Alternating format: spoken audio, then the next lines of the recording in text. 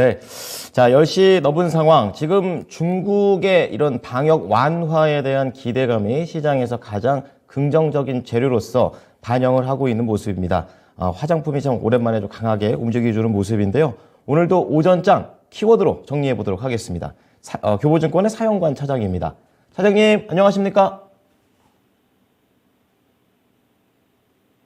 네. 차장님, 안녕하십니까? 네, 다시 한번 연결을 진행해 보도록 하겠습니다. 지금 화장품 관련된 종목들, 지금 어떤 종목이 가장 강하게 움직이고 있냐면요. 스킨앤스킨, 코리아나 토니모리 이런 종목들 중심으로 강하게 상승세를 타고 있고요. 그런 가운데 화장품뿐만이 아니라 조금 더 확장했을 때 면세점 관련된 종목들도 여기에서 한 몫을 하고 있습니다. 여기에 더해서 항공사라든지 그리고 LCC와 같은 부분도 약간은 기지개를 펴는 모습들이 나오고 있는데요. 조금 더 자세하게 시장에서 어떤 부분을 지켜봐야 될지 알아보도록 하겠습니다. 사영관 차장님, 안녕하십니까? 네, 안녕하세요. 네. 자, 오전장을 좀 대표할 수 있는 키워드 정리해 주시죠. 네, 일단 오전에는 중국 관련주가 상당히 좀 강세를 보이고 있어요. 특히나 리오프닝 관련된 부분들인데요. 이런 것들이 결국에는 중국에서 어떤 시진핑이 연임을 위해서 이런 중국의 제로 코로나 정책을 더욱더 강화하는 모습들을 보였다라는 비판을 받고 있는 거죠. 그런 상황에서 일단은 시민들의 대규모 시위가 좀 격화되는 이런 모습들이 나타났어요. 그렇다 보니까 이쪽에서 이제 정부도 워낙에 이제 공산당이고 강력하게 정책을 펼 수 있는 그런 당국이긴 하지만 그렇다고 하더라도 이런 시민들의 반응을 완벽하게 무시할 수는 없다라고 생각을 했던 것 같아요. 그렇다 보니까 일부 제로 코로나 정책에 대해서 완화를 하겠다라는 제스처를 좀 보이고 있고요. 그런 것들이 결국에는 이런 중국 관련주라고 불리는 리오프닝 관련주들의 움직임을 좀 만들고 있는 그런 요인들이 되고 있는 것 같습니다. 일단 카지노 이런 쪽들이 먼저 실적이 개선이 됐어요. 이런 것들이 이제 중국의 하늘길도 열리지만 일본 쪽이라던가 이런 VIP의 그라벨, 홀드율 이런 것들이 먼저 움직이면서 실적 개선을 이끌어냈다라고 카지노에 대해서는 제가 좀 말씀을 전에도 드려왔었고요. 거기다 더불어서 오늘은 항공, 그리고 호텔, 여행주, 화장품주까지 전반적으로 관련주들이 강세 흐름을 보여주고 있는 그런 상황입니다. 여기서 우리가 조금 개별적으로 하나하나 떼어놓고 봐야 될 것 같아요. 카지노단에 대해서는 일단 중국이 열리기 전부터 이런 VIP가 움직이면서 실적이 나오기 때문에 몇 타의 리오프닝 주와는 다르게 봐야 된다라는 차원이 될 것 같고요. 그리고 지금 항공 같은 경우에는 글쎄요. 이게 지금 인플레이션이 피크아웃 했다라는 기대감들이 계속 반영이 되고 있는 그런 상황들이에요. 그렇다 보니까 여기에서 이 항공 쪽에 대해서 계속적인 수요가 좀 일어날 수 있을지 이런 부분들을 체크해야 될 텐데 결국 보복 소비로 인한 이런 부분들이 일회성에 그치지 않을까라는 우려감들을 좀 자아내고 있는 것도 사실입니다. 이게 반복적으로 소비가 일어날 수 있고 이런 패턴이라면 모를까 여전히 인플레이션이 피크아웃 했다라고는 하지만 금리 또한 높은 수준인 건 맞고요. 미국에서는 일단 12월 그리고 내년에도 기준금리를 올릴 계획을 현재까지는 가지고 있거든요. 그런 상황에서 과연 우리가 영끌 그리고 굉장히 어려운 시대에 살고 있는 중산층 이하의 이런 사람들이 고객으로 계속적인 이어짐이 있을 수 있을까라는 부분에 대해서는 조금 더 고민을 해볼 필요가 있다라고 생각이 되는 거고요. 호텔 같은 경우도 마찬가지입니다. 최근에 코로나 때문에 어디 외부나 이런 쪽들로 못 가고 오히려 호텔이나 이런 좀 프라이빗한 장소에 대한 사람들의 선호도가 올라갔었죠.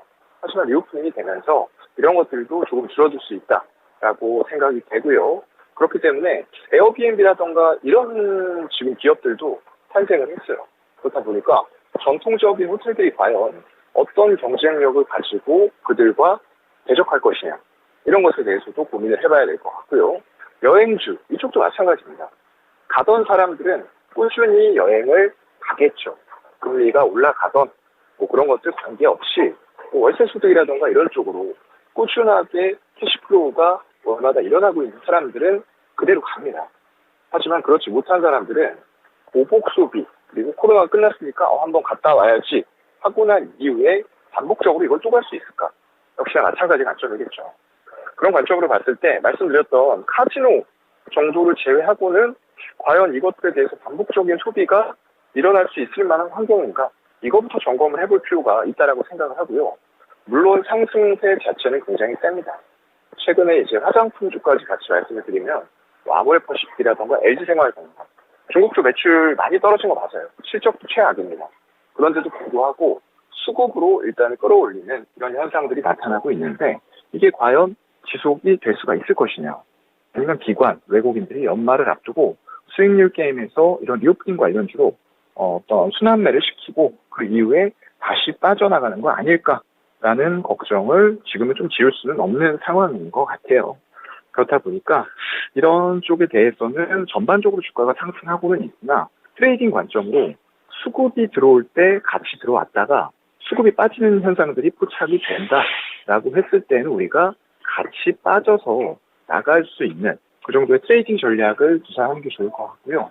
다만 카지노 관련주에 대해서는 계속적인 실적 개선, 거기다가 중국의 하늘길까지 열린다라고 했을 땐 중국의 또 VIP가 큰 손길이 굉장히 많습니다. 그런 쪽들이 지금 외국인 카지노로 유입이 되면서 카지노의 어떤 홀드율 그리고 이런 것들이 더 올라갈 수 있는 여지가 드라백도 같이 올라가겠죠.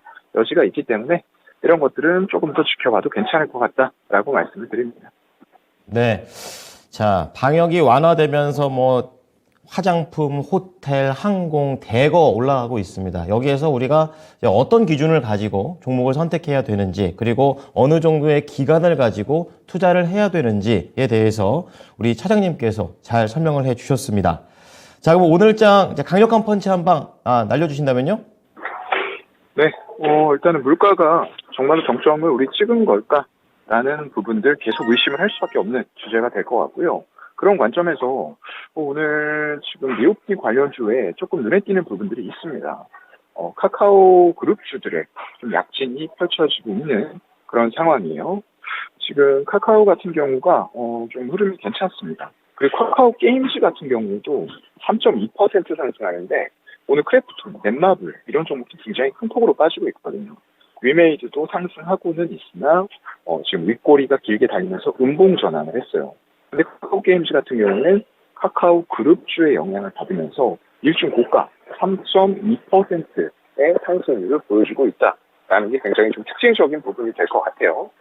그런 것들이 결국에는 네이버 쪽도 마찬가지고요.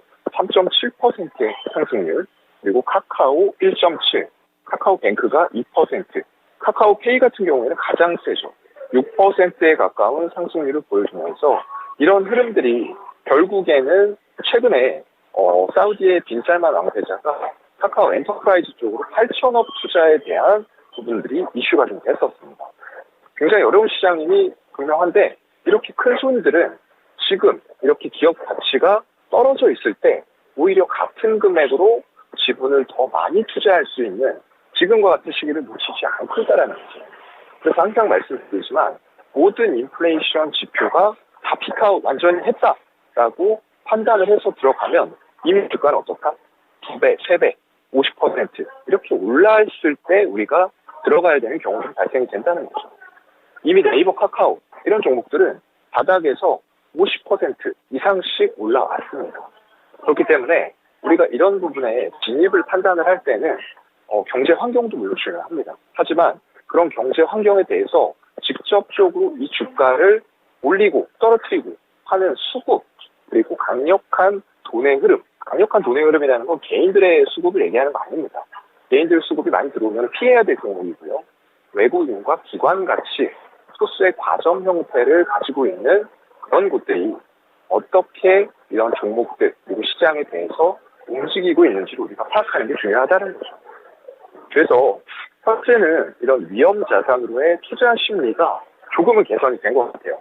근데 완벽하게 이게 인플레이션이 피크아웃 했다라는 부분 때문에 개선이 된 건지 아니면 연말을 앞두고 이 단순히 매니저들도 이제 1년마다 한 번씩 계약을 합니다. 그런 관점에서 시장이 안 좋았다 보니까 올해는 대다수의 매니저들, 펀드 매니저들이라던가 운용사 쪽의 결과가 좋지가 않아요. 그렇다 보면은 재계약이 불투명해지는 거죠.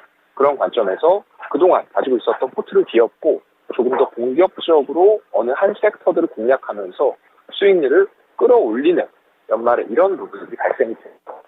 그런 것들로 단순히 치부를 해야 될지 우리가 이런 것들을 조금 더 깊게 고민해 볼 필요가 있을 것 같습니다. 네. 자, 물가와 관련해서 뭐 지난주 금요일에도 관련된 여러 가지 경제 지표들도 나오게 되면서 과연 연말 산타랠리가 가능할까? 뭐 이러한 얘기들도 나오고 있습니다.